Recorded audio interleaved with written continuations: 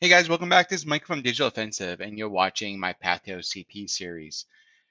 It's been a while since I've done a video, and I've been getting a lot of requests for this video, so I decided to do one on how to create a report, right? Now, there's many different ways to create a report, and Offsec provides you a template located right on their website. If you got to the website, you can download an example template. Now, with any template out there, or anytime you write a report, you need to understand the flow of the report, right? You got to make that report your own, and you can make modifications to the report to make it easier for you to write the data into the report. So let's take a look at the template, and then I'll give you some ideas of what could work for you and what worked for me to get this report done. Now, I've been writing reports for a while in my full-time job as well as for the OSCP exam. And when I sat down to write my report, I didn't like the flow of their report. So I modified some things to make it easier for me to write that report and kind of align with what I do in my day-to-day job. One of the other takeaways here when you're writing a report is understanding the risk and how to assign the risk to the vulnerabilities you're finding. Most of the vulnerabilities you're going to find within the OSCP are probably going to be classified as high or critical vulnerabilities because they eventually lead you to getting a root on that box. And it's up to you to decide how you want to specify that risk. In a real world environment, that's not as easy. Most of the time, you're not getting a root shell in the box. There's multi-factors in place that's basically going to change that risk rating. It may take the high vulnerability and turn into a medium or low vulnerability based on mitigating factors such as two-factor authentication, requirements where it's IP whitelisted, and other factors come into play in real-world environments where when you're writing your report, you need to take that into consideration before specifying risk. But let's focus on the OCP here.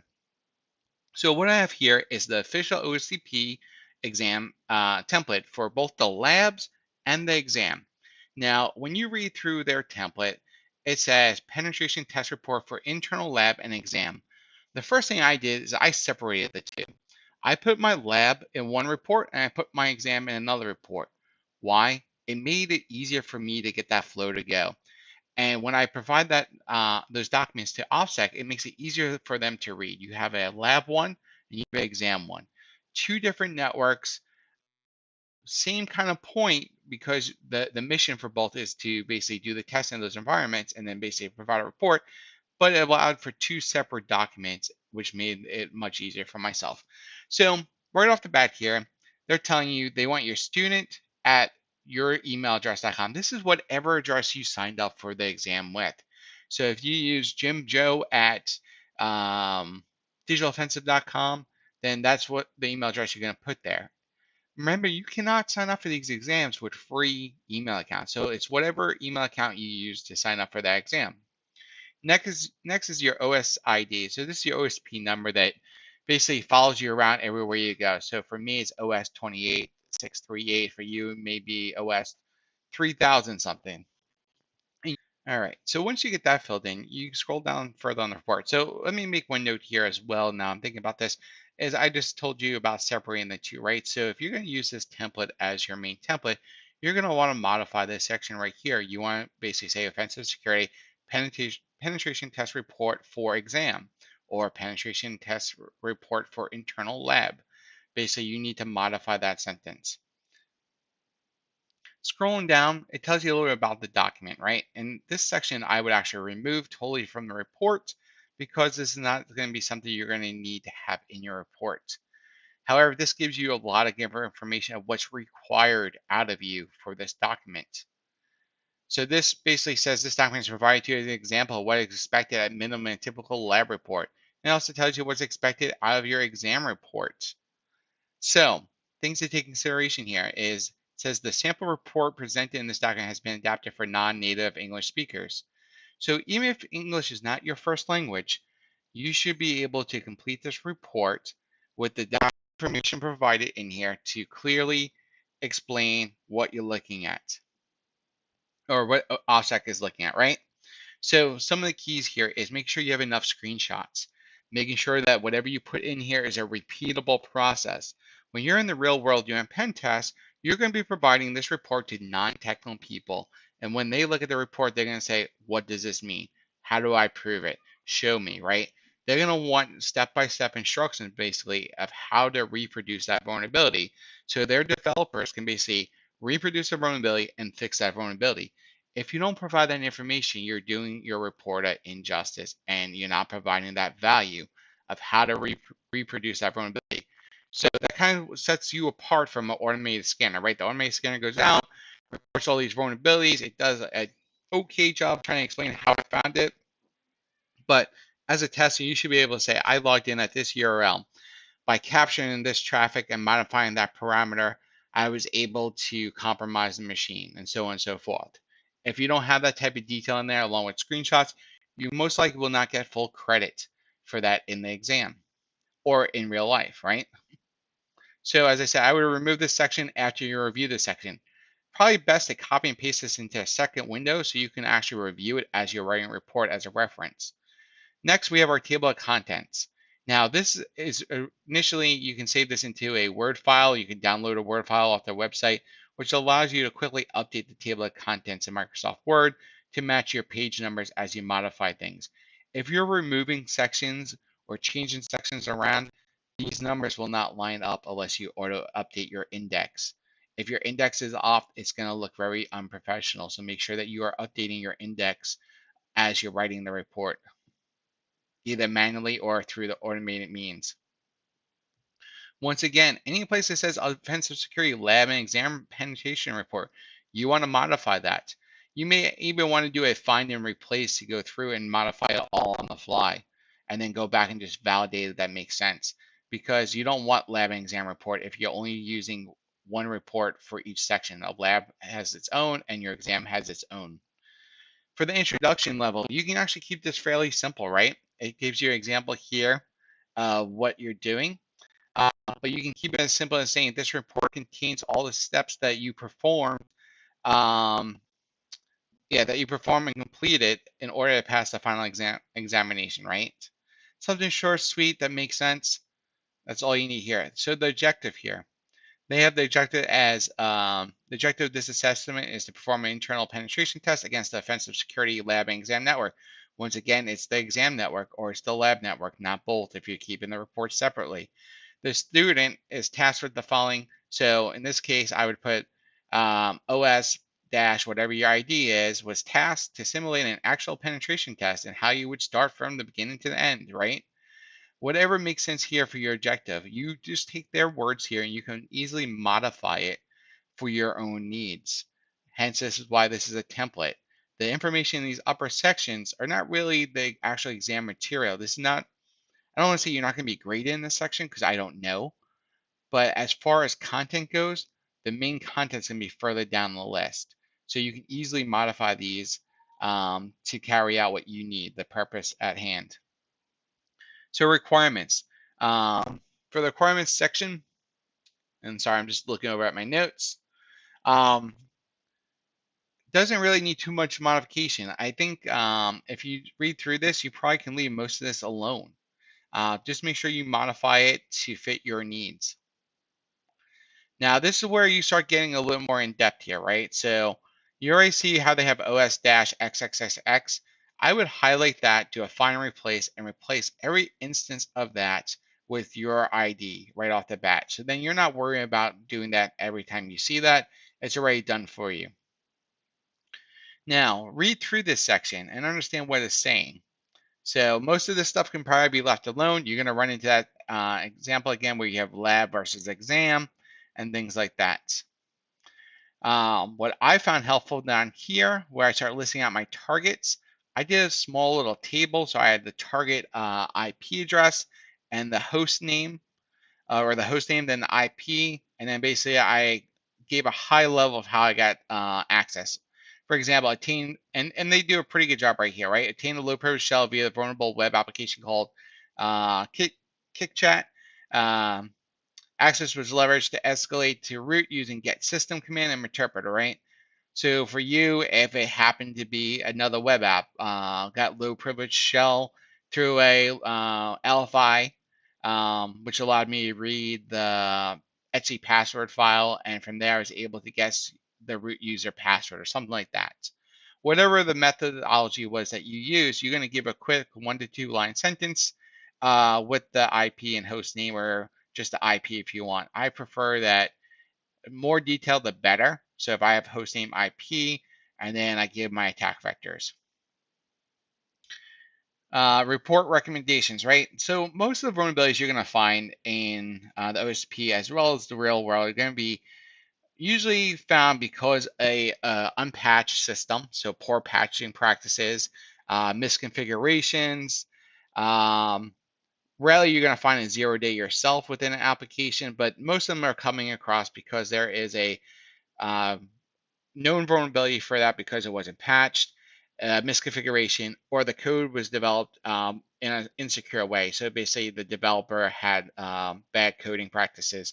And you're going to see more of those in the real world than maybe the other two, because you figure most companies are doing good jobs at patching their systems. I'm not saying they all do or they really do a good job. I'm just saying the likelihood of you finding those lower hanging fruits are a little bit more slim than you finding some custom code that someone wrote that has a bug in it. We see a lot of .NET applications in our real life jobs that get developed that the developer doesn't use secure coding practices, and that leads to us finding vulnerabilities within the code. The one good thing about that is a lot of times in our reports, we can quickly reference them to the proper coding standard, and they can fix the code to match industry standards, as well as implement other mitigating controls in them that allows them to secure the application properly. So you're going to put all that into your recommendations area, right? Basically implementing like a secure coding, developer training, better patch management, things like that. Whatever you think is going to be their main remediation controls around the findings you found in your report. Now, remember, everyone's going to have different exams. Everyone's going to have different ways they attack the systems, different methodologies that they implement. So yours is going to be different than what I'm saying here, but it's giving you some ideas of what to think about and how to formulate your report. So under report methodologies, um, this is where you're going to report your methodology. So I would probably remove, the other thing too is as I'm going through this, I would remove reports. I would just have a high level summary. I would just have recommendations. I would just have methodologies. I would remove the word report and that dash in front of it. And now that's up to you. It just, to me, it reads more formal, more professional without that word in front of it. So under my methodologies, I'm going to list how I carried out my attack. So your OSID utilized a widely adapted approach to performing penetration testing that is effective in testing how well the offensive security labs and exam environments, so in this case, just the exam environments, are secured. Below is a summary of how you went about doing that, right? So really, you don't need to modify much there at all. I would just modify the lab and exam and then cost you OSID number and things like that. If you feel that you need to add some more additional information around your methodologies, you can. Now, in our full-time jobs, we basically end up testing out a lot of the tools we use in this section, the methodologies that we follow and stuff like that. And that's more for like an approach from audit. So audit can come along and say, yes, they tested this application the same way they tested all the other applications, make sure that we're applying the same methodology across the board, and we're not basically lowering our standards for any one application or another, and basically that we're being held accountable. So for this exam, that's probably okay, but for real world, you may want to elaborate more on that. And if you really want to, you probably should start practicing now. So when you get into the real world environment or you start interviewing for jobs, you have that mindset of what you're going to be putting in your report. One of the things I like to ask during interview questions is, tell me how you go about writing your report. How do you lay out the details in your report, your methodologies in your report, and how do you explain this in a non-technical way to the executive level, but also be able to get down into the weeds with the technical people who are going to fix the issues that you're reporting to them. So something to think about. Next session, we go into information gathering. So they basically say to list out the IP addresses, right? So you're going to change lab network to exam network if you're doing for exam, and leaving lab for lab if you're doing lab. And you're going to list out all the IP addresses here, right? Now you can either do bullet points, you can just do one line, however you see fit. I think bullet points looks more professional. It's easier to read. It may take up a little more space, but it brings the eye and it makes it easier when you're reading a number per row versus multiple numbers in one row. It just flows better in my opinion. Service enumeration, right? So remember, we're removing the word reports in front of all this. I found the easiest way to do this is kind of like what they have here. I added one additional column in front of the server IP address. I added a host name. So I had host name, IP address, and then the ports. And I did TCP one line, and then I did UDP another line if there was UDP. And then service banners, what they were. One of the easier things to do is to provide the service banners if you can. If you can't provide the service banners, then basically you can kind of make an assumption what the service is based on the port itself. So you can have all that information in your report. And remember, you're going to have this for each box that you were able to enumerate. So if your exam has 10 IPs, if your exam has 20 IPs, whatever your exams have, I know they modify the exams and we can't share exam information, but whatever your exam is or is not, you're going to have that information to match. Penetration testing, right? So this is the part where you're actually going to start listing out all your vulnerabilities. Now, what I did not like in their format here, and this is where I started making a lot of changes to the report for myself to kind of flow with what I do in my normal job. So basically they have this first section here, a quick little definition, a little intro here, and then they start listing out each vulnerability for each machine. What I end up doing here is I modified this slightly.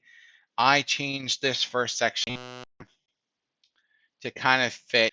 So what I ended up doing here is I did it a little bit different, right? So I put the host name here, then I put the IP address, then I did the vulnerability exploited, then I did the vulnerability explanation, and then the severity, and then I went into additional information about the vulnerability.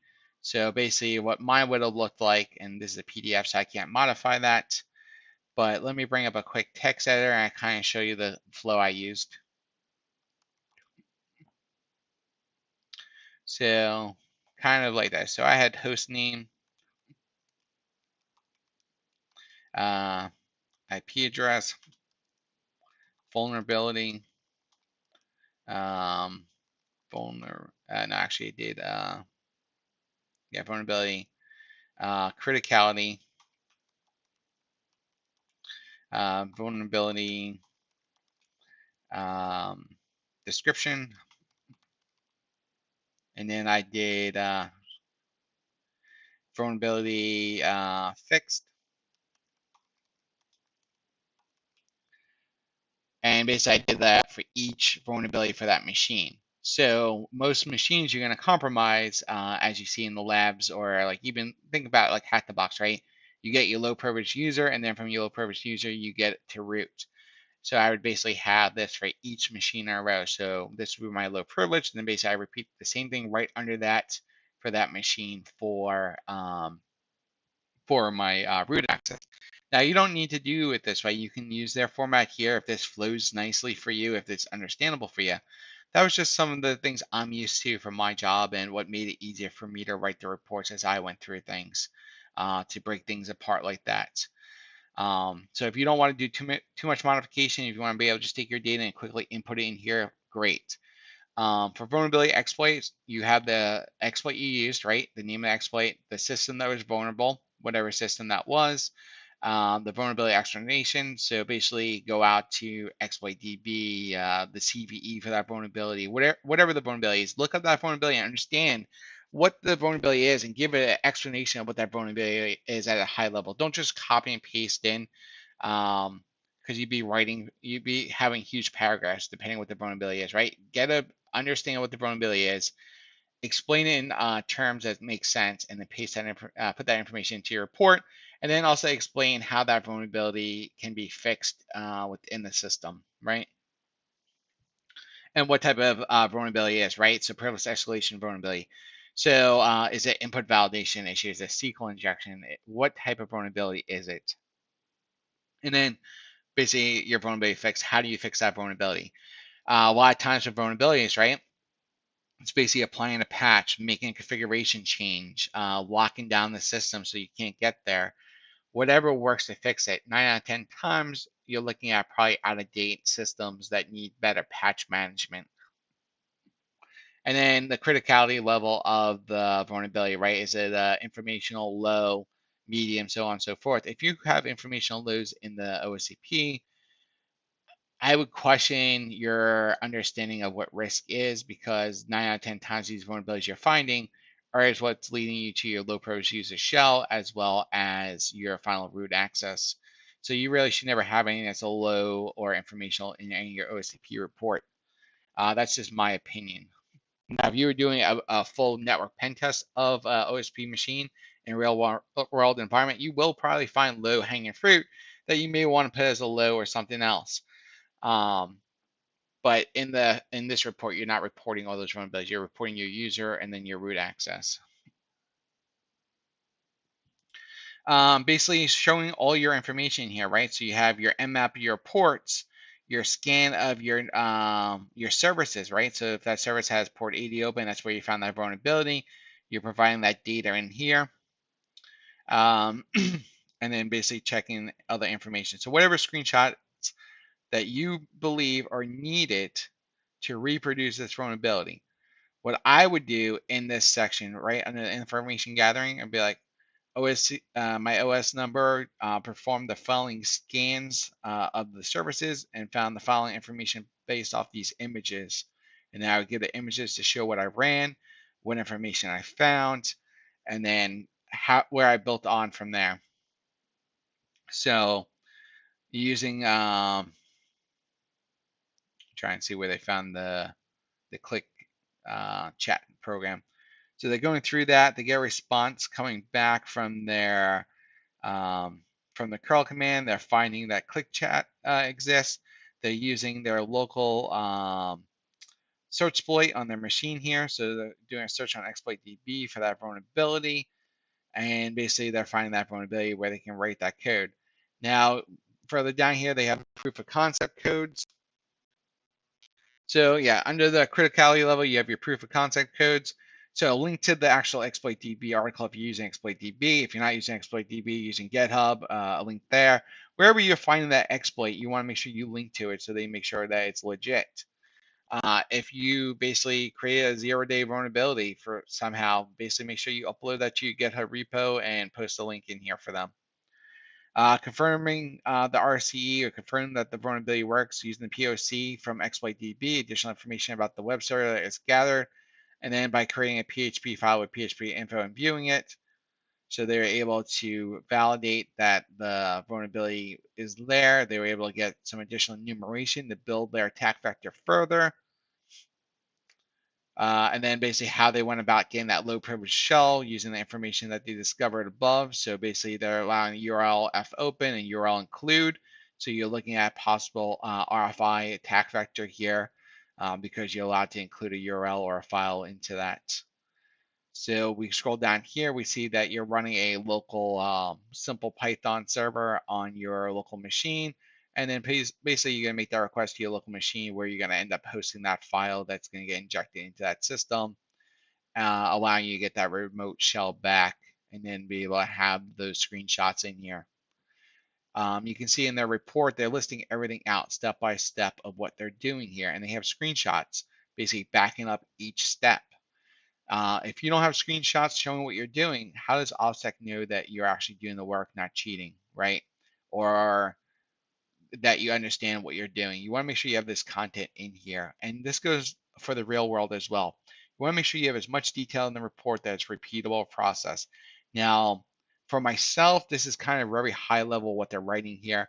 I think more detail would be needed in a real world environment. However, as they said earlier on in the about section, they're making it where those who don't natively speak English can easily still write these reports by providing a step-by-step picture show of what they're doing to try to keep the language barrier at a minimum to allow those who are not native speaking to still succeed at getting the OSCP. I will challenge you, depending where you plan to work, make sure that you try to understand that language and to build those skills in that language. There's many, I work with a lot of individuals overseas through our contracts, and some of them are very good at speaking English and understanding English, and some of them are not so good. And you can see the difference in their work. And that really makes a difference when we're trying to talk to executive level people, higher people in the chain, when they can easily understand what's going on. So as you can see in the report, as long as you're providing those details, and you can see each step here, they're providing more and more details in their report. So at the end of it, there's several more sections you got to clean up, right? So you're going to remove report, you're going to keep house cleaning. House cleaning. Anytime you're doing a pen test, you want to make sure that you're cleaning up after yourself. You don't want to be leaving interpreter sessions running. Big no-no, right? You don't want someone else on the outside find that interpreter session or that shell still calling out, or that running in memory, right? That's bad practice. It's bad hygiene. You need to clean up after your testing. You want to make sure any of the counts you added to the machines are removed. For the OSCP, it's easy, right? You guys reset the boxes and they're back to default state. In a real world pen test, you don't want to be leaving um, open accounts that you left on the machine. You don't want to leave your web shells on those boxes, because if that data gets pushed to production, or if you're testing in production, now those vulnerabilities exist where other attackers may find your code and use that to compromise that system, and then you're liable for that. So you want to make sure you're practicing good house cleaning. You want to make sure you're cleaning up after yourselves and things are being closed down. You want to do a quick recap here, right? How they're going to go about fixing these things, right? So basically reiterate high level of steps that should be taken, and then follow the remainder guidance within the house cleaning sections. If you're using this report template for the exercises for the lab, so basically you would do the same thing I just said throughout this report, but for your lab. And then at the very bottom section here, you're going to start adding in information about your exercises. And what I do for exercises is I basically put the page number, not the page number, but the section number, exercise number. I copy and paste the question into here, and then I put my answers underneath it with my screenshots. And that allows a clear understanding of what I'm working on.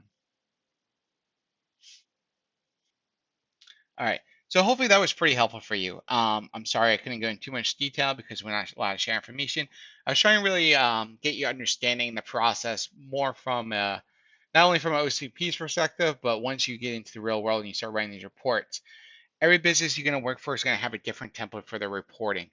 The main goals for any report is basically being able to articulate the risk in a clear, understandable manner, and really understand what the risk is. As I said, within the OSCP, most of this stuff is probably going to be listed as um, high or critical. Once you get into the real world, you're going to be looking at stuff everywhere from informational all the way up to critical, right?